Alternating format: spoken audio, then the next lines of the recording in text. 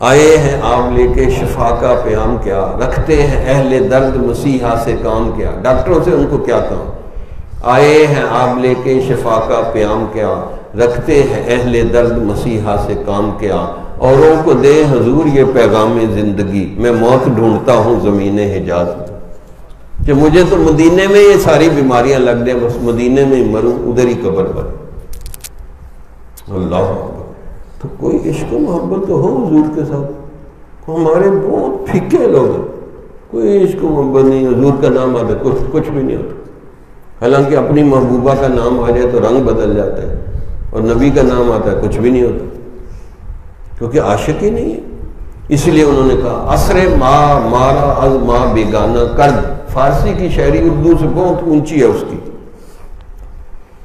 عصر ماں مارا از ماں بیگانہ کرد، ہمارے زمانے نے ہمیں ہم سے بیگانہ کر دیا، لاپرواہ کر دیا۔ عصر ماں مارا از ماں بیگانہ کرد، از جمال مصطفیٰ بیگانہ کرد، نبی کے جمال سے ہمیں بیگانہ کر دیا، کہ حضور کی صورت، سیرت، کردار، گفتار، رفتار، ہر چیز ہمیں پتہ ہی کچھ نہیں۔ تو حضور کے ساتھ عاشقانہ والہانہ جنونی محبت ہونی چاہیے، پھر دیکھیں اس دنیا میں مزے آئیں گے۔ عقل سے باہر ہیں باتیں عشق و مستی کی، سمجھ میں اس قدر آیا کہ دل کی موت ہے دوری۔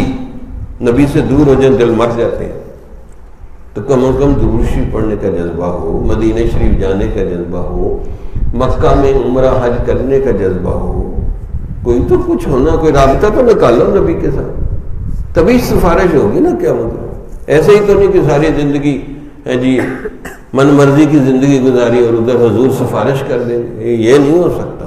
تو نبی صلی اللہ علیہ وسلم کے ساتھ مضبوط رابطہ ہونا چاہیے، عشق و جنون ہونا چاہیے۔ کس سے مانگے کہاں جائیں، کس سے کہیں